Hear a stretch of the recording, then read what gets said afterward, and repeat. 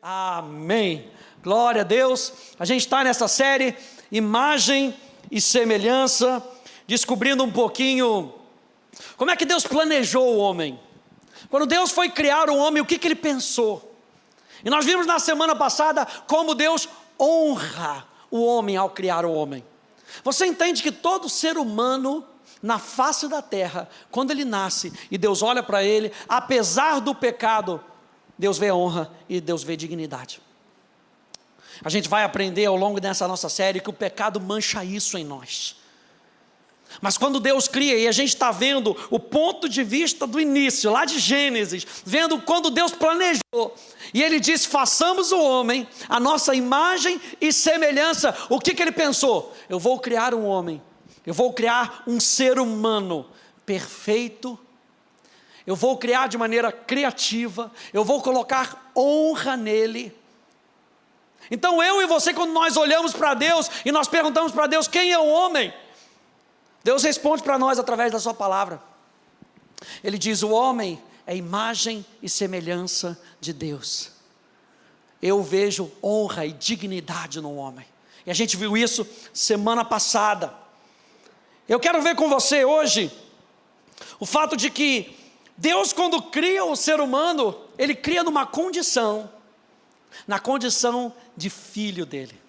Quando Deus cria Adão, quando Deus cria Eva, quando Deus cria os primeiros seres humanos, Ele diz, são meus filhos. E eu quero ver isso com você hoje. Tema da minha mensagem, nós somos filhos para a sua glória. Abra comigo em Atos capítulo 17. Atos capítulo 17. Aleluia.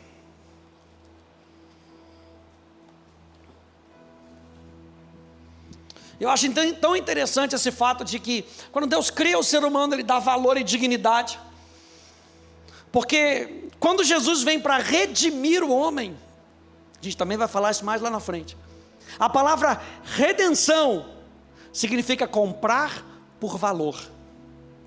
E não é comprar somente por valor, Ele compra porque Ele vê valor em mim e em você. Meu Deus! É por isso que quando a gente começa, a gente tem que começar desse início sabendo que Jesus me resgatou do império das trevas, porque quando Ele olhou para mim, ainda que eu estava no meu pecado, Ele viu valor, Ele viu dignidade em mim. Atos capítulo 17, verso 24, verso 25, diz, o Deus que fez o mundo e tudo o que nele existe, sendo Ele Senhor do céu e da terra, não habita em santuários feitos por mãos humanas, nem é servido por mãos humanas, como se precisasse de alguma coisa, pois Ele mesmo é quem a todos dá vida, respiração e tudo mais. Se eu e você estamos respirando aqui hoje, é porque Deus nos deu vida. Alguém diz amém a isso? Agora pula lá para o verso 28. Verso 28, a complementação aqui é, pois nele vivemos, nos movemos e existimos, como alguns dos poetas de vocês disseram, porque dele também somos geração. E olha só que interessante essa palavra, a palavra geração no grego é a palavra genos, e genos significa um parentesco, uma descendência, uma linhagem, de onde nós nascemos, uma família. Eu gostei dessa complementação, é o agregado de muitos indivíduos da mesma natureza, do mesmo tipo e da mesma espécie. Dele nós somos geração, dele nós somos família, dele nós somos descendência, dele nós somos linhagem, dele nós somos da mesma natureza, do mesmo tipo e da mesma espécie. Foi assim que Deus criou Adão, foi assim que Deus criou Eva. Olha só essas passagens aqui na tela. 1 Coríntios capítulo 8, verso 5 e verso 6 diz, porque ainda que existam alguns que são chamados de deuses, quer no céu ou sobre a terra, como há muitos deuses e muitos senhores, para nós porém há um só Deus e Pai, de quem, diga de quem, Porque tudo aquilo que nós temos vem de alguém, vem dele. E o apóstolo Paulo está falando aqui: porém há um só Deus, o Pai, de quem são todas as coisas, meu Deus, e para quem existimos. Olha só o propósito mais uma vez do ser humano: nós somos dele, nós vivemos para ele, nós existimos por causa dele, e é para ele que nós vivemos. E um só Senhor Jesus Cristo, por meio de quem todas as coisas existem, e por meio de quem também nós existimos. Meu Deus. Romanos capítulo 11, verso 36, porque dele, e por meio dele, e para ele, são todas as coisas. A ele seja a glória para sempre. Alguém pode dizer amém? A ele a glória. Nós somos filhos para a glória de Deus. Colossenses capítulo 1, verso 16. Pois nele foram criadas todas as coisas, nos céus e sobre a terra, as visíveis e as invisíveis, sejam tronos, sejam soberanias, quer principados, quer potestados, tudo, diga tudo, tudo foi criado por meio dele e para ele. Meu Deus, esses versículos nos ensinam que os seres humanos, como Deus projetou, são criados por Deus, são sustentados por Deus e são criados para Deus. Quando Deus pensou em mim e em você, Ele pensou: é minha criação, eu vou sustentar, e o propósito que eu vou dar para a raça humana é com que viva para minha glória. Eu gosto dessa frase de Agostinho de Hipona, que ele diz, falando acerca de Deus, ele diz: você incita o homem, você influencia o homem a se deleitar em te louvar, porque tu nos fizestes para si, e os nossos corações estão inquietos até que encontremos o descanso em ti. E é isso que tem acontecido com a humanidade hoje. A humanidade está inquieta. Nós começamos falando isso. Nós começamos dizendo que o ser humano está buscando significância, o ser humano está buscando a identidade que só pode ser encontrada no Criador. E aqui essa frase de Agostinho nos lembra que Deus está nos atraindo para Ele. Meu Deus, nessa noite, seja atraído pela presença de Deus. Ele está te chamando para mais perto dEle, gente.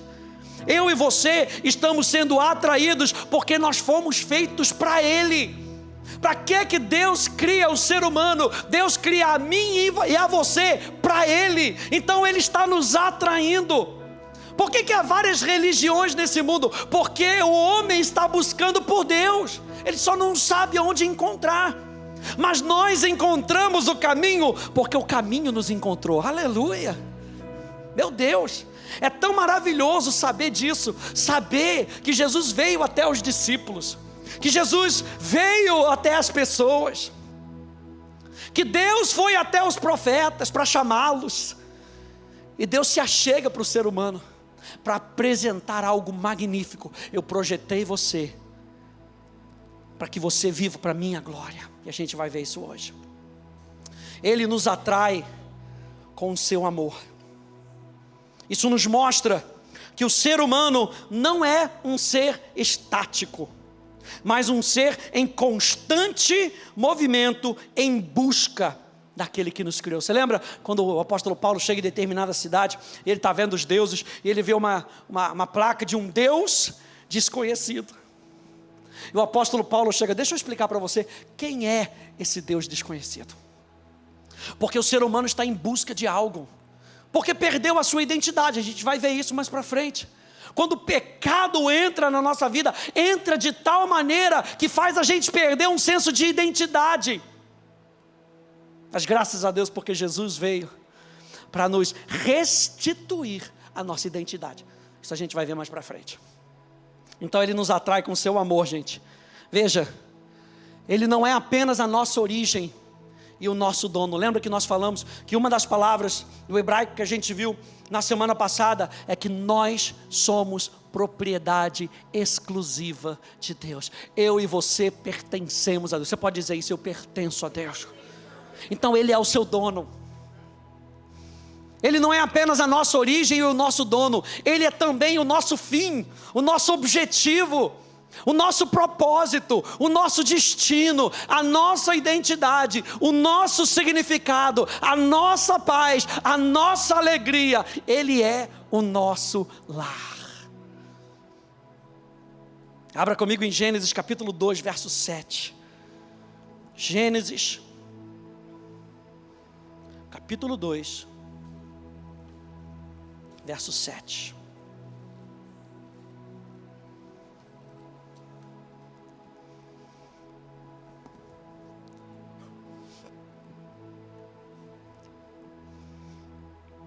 E a Bíblia diz que então formou o Senhor Deus ao homem do pó da terra e lhe soprou nas narinas o quê?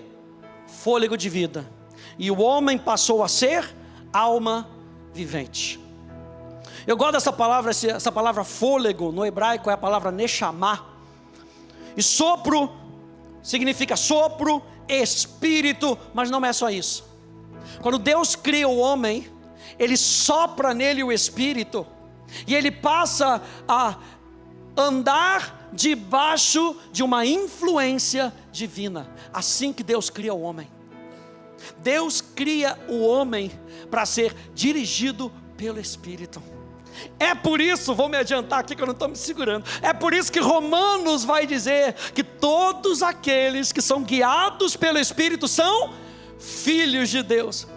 Porque Adão foi criado como filho para ser dirigido pela influência divina. Então eu e você não fomos criados como Deus planejou a gente. Nós não fomos criados para vivermos da nossa cabeça. Você lembra que Provérbios diz: não se estribes, não se apoies no seu próprio entendimento, confie em Deus. O ser humano foi criado para ser dirigido por Deus. O espírito humano foi criado da natureza de Deus, da mesma classe. Lembra que nós falamos aqui em Lucas? Vocês são geração dele. Vocês são do mesmo tipo, da mesma natureza, da mesma classe. Vocês são família de Deus. E quando o homem passa a existir, ele passa a existir com a presença de Deus dentro dele. Meu Deus, o homem estava vivo, Adão estava vivo. Adão era um ser vivo espiritual, ao ponto dele ter comunhão com Deus. O ser humano, ele foi criado com a capacidade, com a função, com a responsabilidade de refletir a natureza de Deus, de refletir quem Deus é. Foi criado com a capacidade de piedade, ou seja, de justiça e santidade. O homem foi criado à imagem e à semelhança de Deus. O pastor Hélio tem uma frase que ele repete muito, principalmente na escola. Ele diz que o homem sem Deus é a maior aberração que existe. Porque o homem que foi criado para ser imagem e semelhança de Deus, quando entra o pecado, ele vira um outro ser. Ele vira um ser totalmente incompleto, totalmente sujo, totalmente deformado, ao ponto de Deus vir da viração do dia, Gênesis capítulo 3, e perguntar: Adão, onde é que você está? Por que um Deus que sabe todas as coisas pergunta onde é que está o homem, se ele sabia onde é que estava o homem? Na minha concepção, Deus estava perguntando: cadê aquele homem que eu criei? Cadê o homem que é capaz de ser dirigido pelo Espírito? Cadê o homem que é capaz de responder a minha voz e vir correndo para mim? Porque você lembra que quando o pecado entra no homem, o que acontece? Ele foge de Deus, porque ele perde a identidade. Quando Deus, que era o seu amigo, se manifesta, ele vê o seu amigo como seu arqui-inimigo, e ele foge. Mas Deus nos criou para nós corrermos para Ele. Deus nos criou como filhos. Deus, quando Ele pensou na humanidade, em Adão, Ele cria Adão como filho. João capítulo 20, vê aí comigo por favor. João capítulo 20.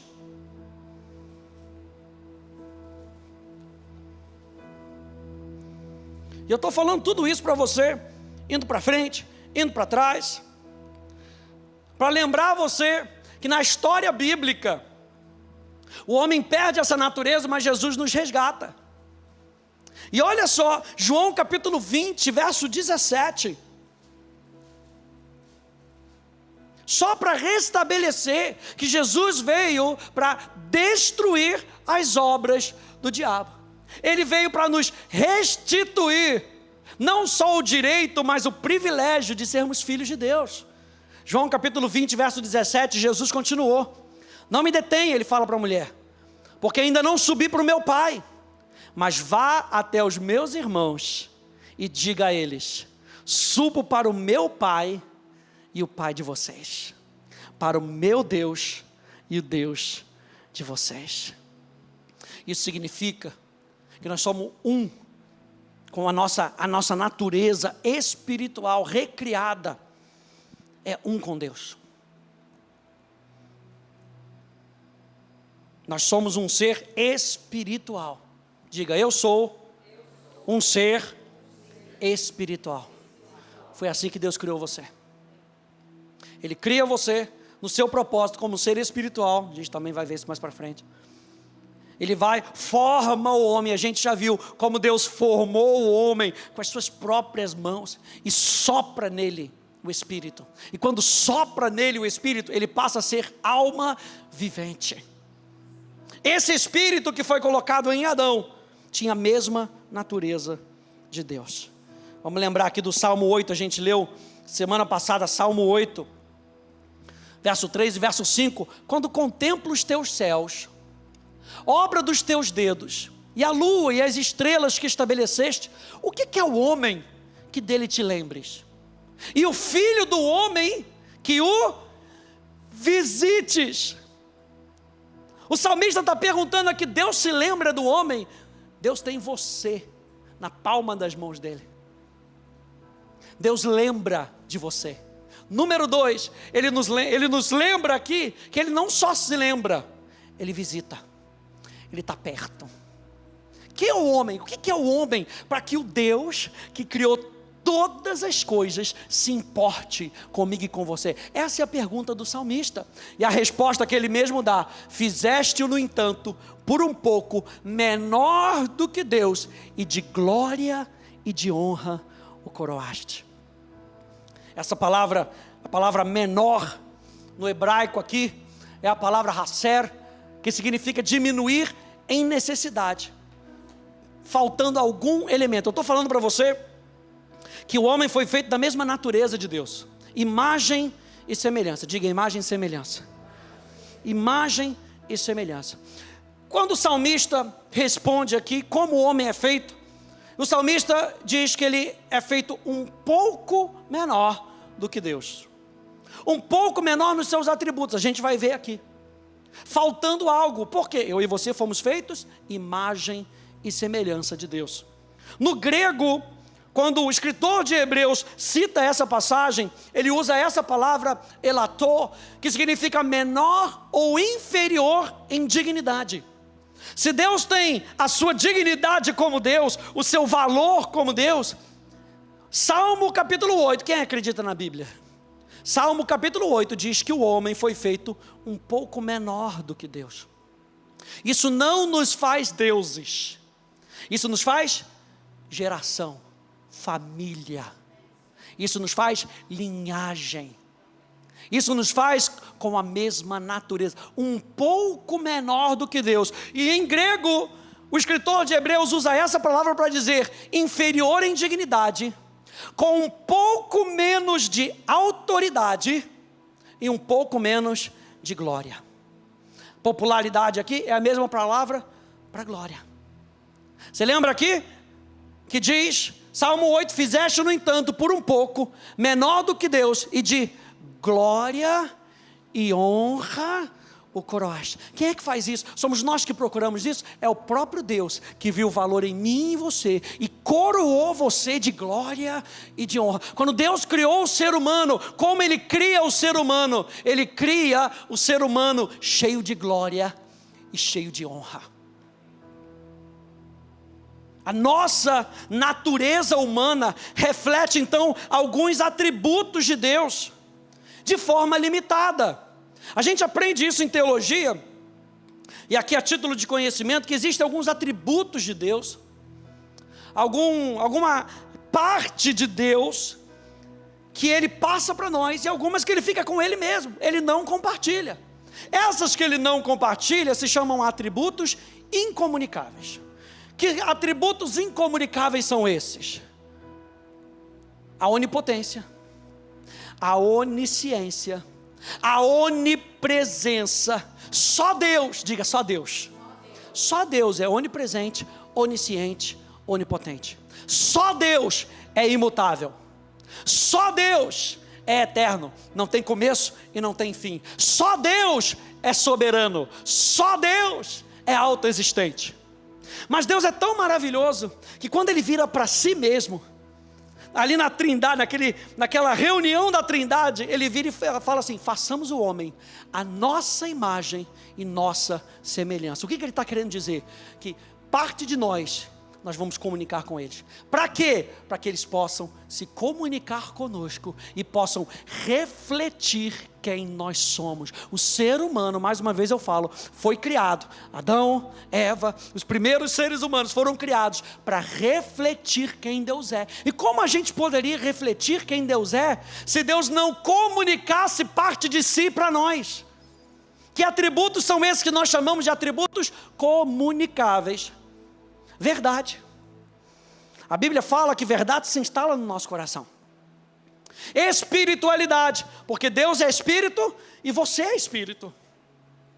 Vida, Deus passa para nós. Personalidade, você entende que você tem uma personalidade porque Deus é uma pessoa?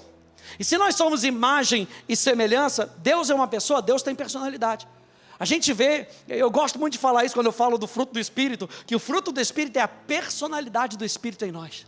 Qual é a personalidade do Espírito em nós? Amor, alegria, paz, paciência, aleluia, benignidade, bondade, fidelidade, mansidão, domínio próprio. É a personalidade do Espírito. Porque Ele é uma pessoa, Ele nos faz pessoas. Justiça, Ele comunica conosco. Eu e você podemos andar em justiça. Amor, e Ele espera com que a gente ande em amor, porque Ele nos enche de amor. A Bíblia fala que o amor de Deus tem sido derramado nos nossos corações pelo Espírito Santo. Bondade, misericórdia, fidelidade, santidade. Abre aí comigo em Efésios capítulo 4, por favor. Meu Deus. Efésios capítulo 4. Você está entendendo um pouquinho do que significa ser imagem e semelhança? A gente ainda vai falar aqui um pouquinho. Significa que Deus compartilha conosco quem Ele é. Meu Deus. Isso é só para, como disse o pastor Hélio, só para você ir voltar para casa, de joelho no chão agradecendo. Porque a identidade que nós temos dEle, em nós, nos faz quem nós somos para a glória dEle.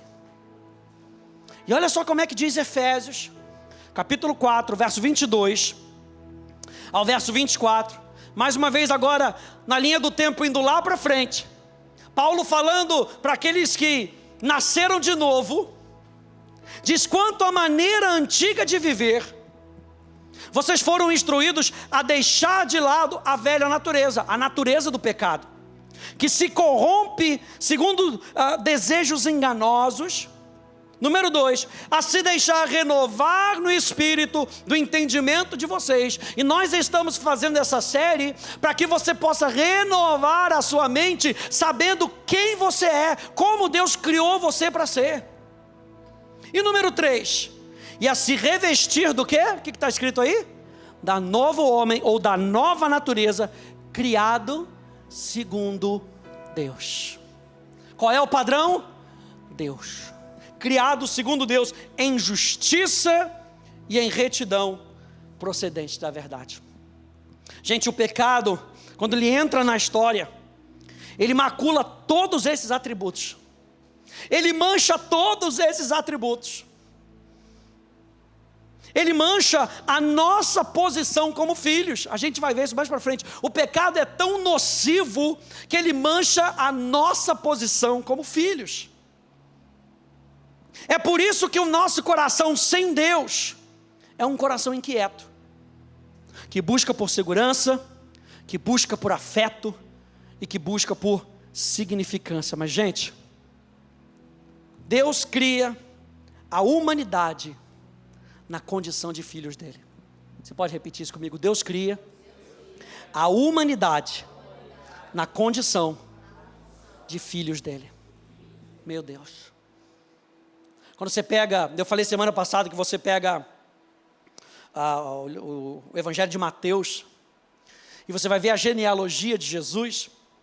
A genealogia de Jesus começa em Abraão, porque Mateus era judeu, e ele tem que provar para as outras pessoas de quem ele está falando, que Jesus era da linhagem de Abraão. Olha, linhagem, genealogia, família, que Jesus era da família de Abraão. Só que em Lucas ele faz algo diferente. Ele pega de Jesus e vai descendo, e vai descendo, e vai descendo, até chegar a Adão. E quando chega em Adão, ele diz: filho de Enos, filho de Sete, filho de Adão, filho de Deus. Adão era filho de Deus. Mesma natureza, mesmo tipo, mesma família.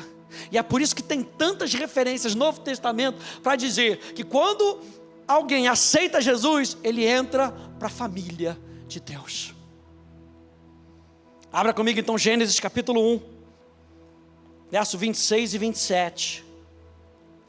Gênesis capítulo 1. Vamos lembrar.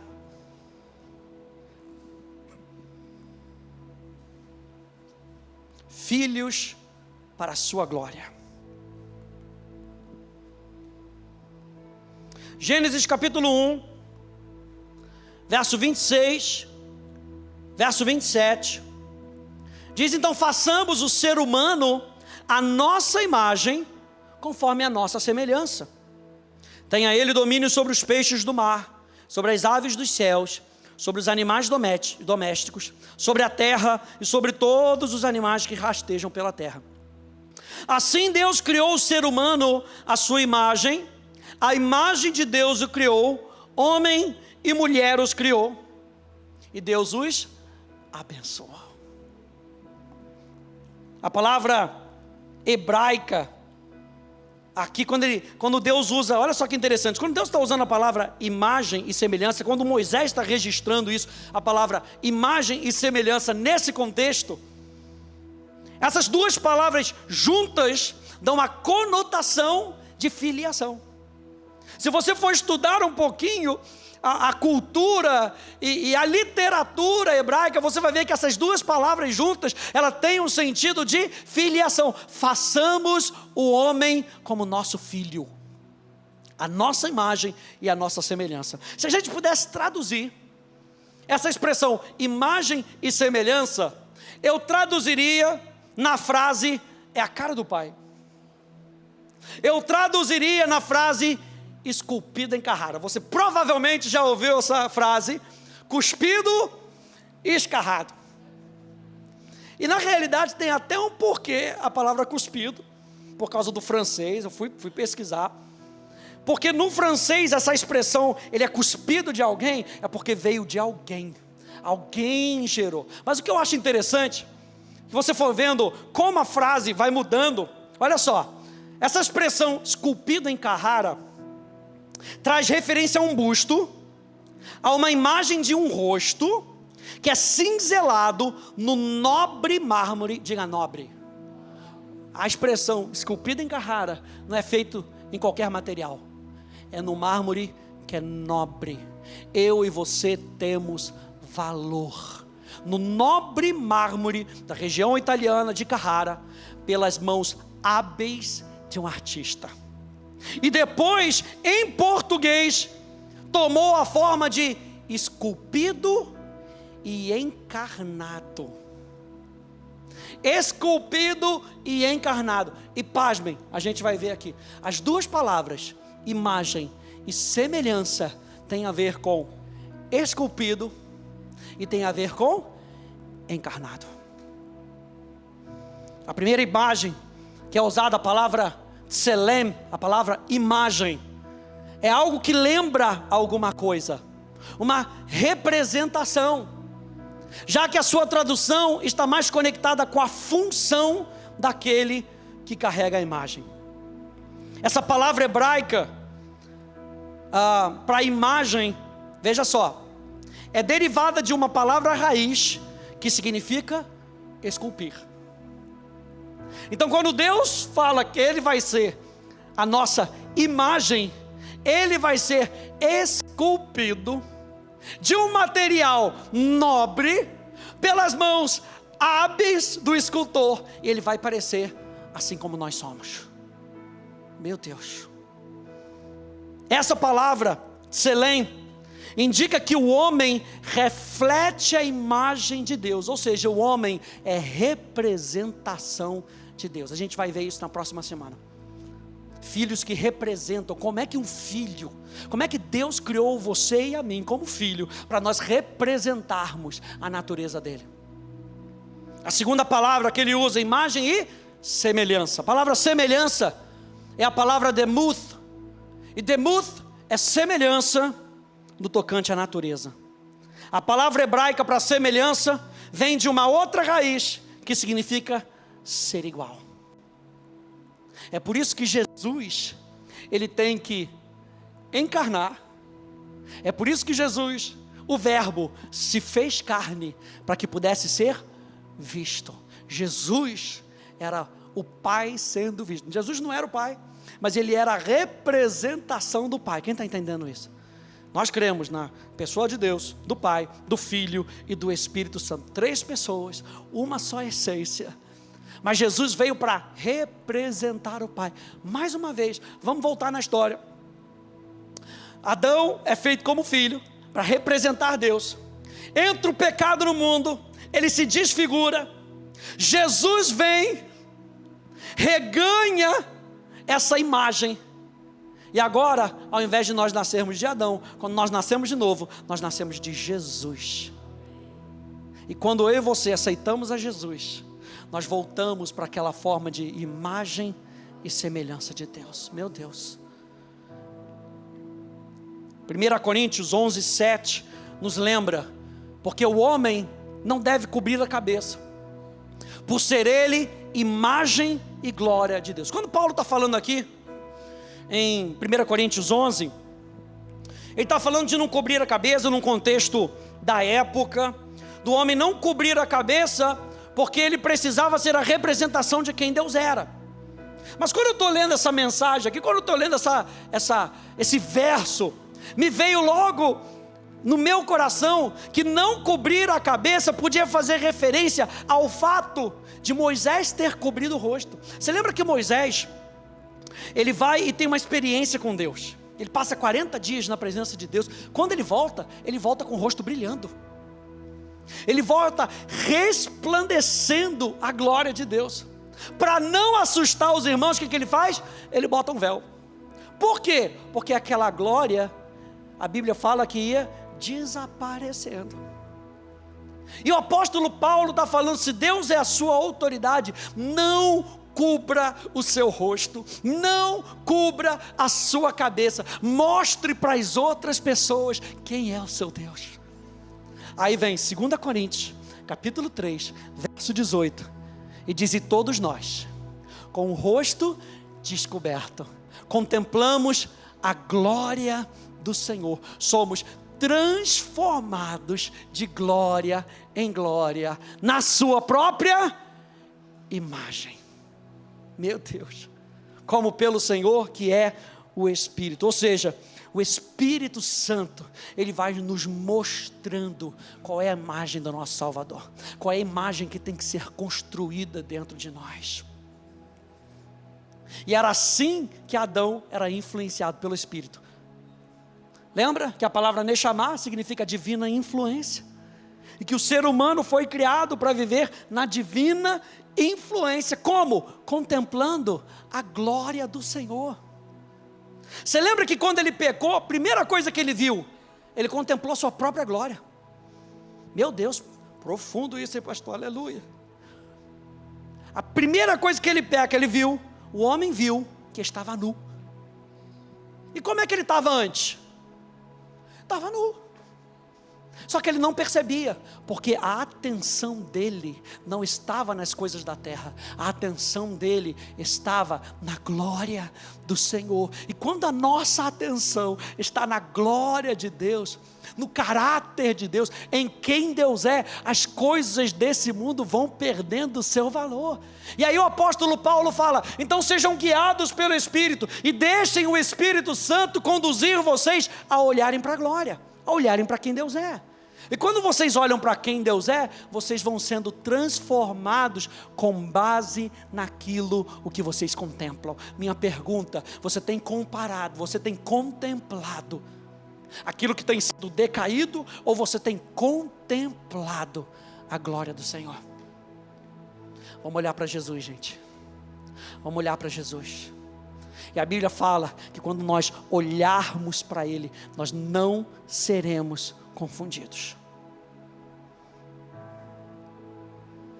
Então Deus criou a humanidade para refletir a sua glória.